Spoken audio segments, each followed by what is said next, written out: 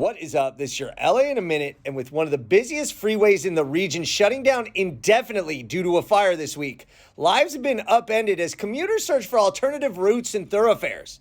But in a city like Los Angeles and on a freeway like the 10, which serves 260,000 vehicles daily, the big question is, how long will it take to rebuild the freeway? Let's get into it.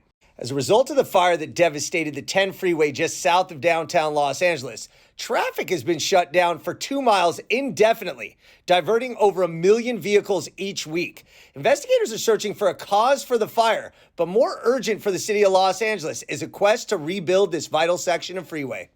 As it stands now, emergency funding is in place on the city, state, and national level. And teams of contractors are determining if the damaged columns and the freeway can be repaired or if a complete rebuild is necessary.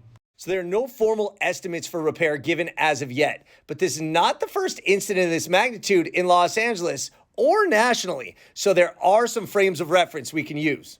In 2013, a tanker truck carrying 8,500 gallons of gasoline crashed and caught fire and severely damaged a tunnel connecting the 5 and the 2 freeways in the Elysian Valley north of downtown. The work necessitated a $16 million repair, and it wasn't completed for 6 months, snarling traffic in the area.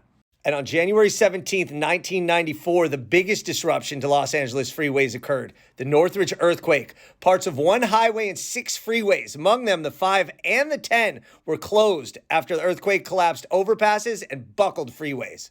An accelerated construction effort spurred by round-the-clock work led to reopenings ahead of schedule, and they managed to reopen most freeways within 66 days, in part due to a $200,000 daily bonus for every day that the contractor finished the work ahead of schedule.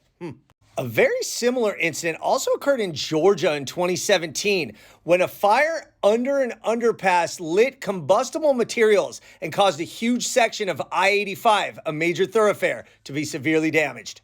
Construction was supposed to take 6 months to repair, but they got it done in 43 days due to, quote, the removal of government red tape, federal funding, and also the incentive of $3 million for the contractor to finish work early. Another incident happened earlier this year in Philadelphia on one of their main highways, I-95, when a tanker fire caused part of that freeway to collapse. Unbelievably, they were able to open part of that freeway in 12 days, although that is a Band-Aid and not a solution, as they will have to do a complete demolition and rebuild of the freeway. So as of now, there is no timeline or estimate for how long it's going to take for them to reopen the 10 freeway, but the rehabilitation effort has started. But there are precedents with optimistic timelines that show that we might be able to open the 10 sooner than we think here in Los Angeles. All right, LA, it's been a minute.